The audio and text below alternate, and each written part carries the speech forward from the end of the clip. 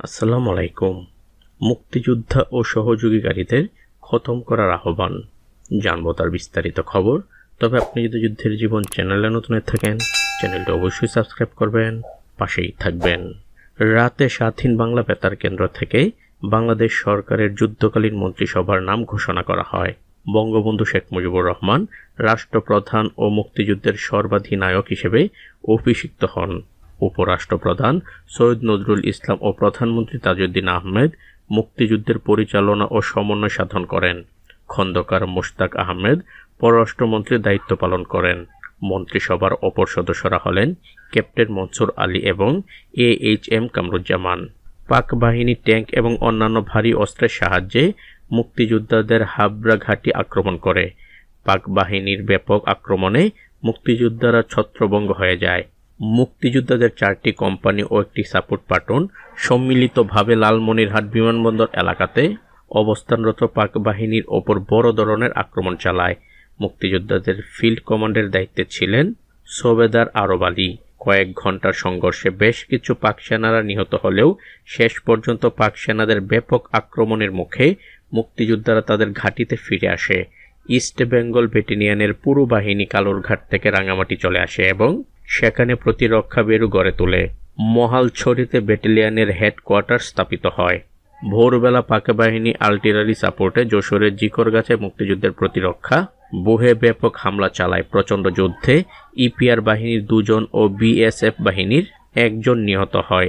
EPR বাহিনী পুনরায় বেনাপোলের কাগজপুকুর নামক স্থানে প্রতিরক্ষা ব্যূহ রচনা করে। পাক সেনাদের একটি দল হাজীগঞ্জের ওপর দিয়ে চাঁদপুর কুমিল্লা মহাসড়ক ধরে এগিয়ে আসে এবং সেখানে ক্যাম্প স্থাপন করে।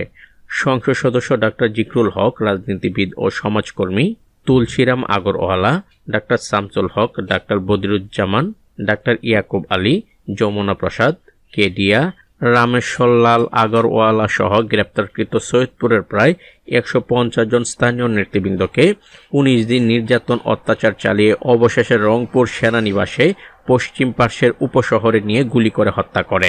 পার্বতীপুরে মুক্তিযোদ্ধাদের অবস্থানের উপর পাক সেনারা পুনরায় গোলাবর্ষণ করে। পাক সেনাদের মর্টার থেকে গোলাবর্ষণের মুখে মুক্তিযোদ্ধারা পিছু হটে।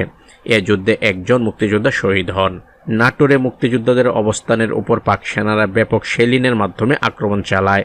এ আক্রমণে মুক্তিযোদ্ধারা পিছু হটে বানেশ্বর অর্থাৎ রাজশাহী গিয়ে ডিফেন্স নেয়। পাক বাহিনী তিস্তা দখলের লক্ষ্যে তিস্তাপুরে অবস্থানরত মুক্তিবাহিনীর প্রতিরক্ষা ব্যূহে ভারী অস্ত্রের সাহায্যে 3 দিক থেকে আক্রমণ চালায়।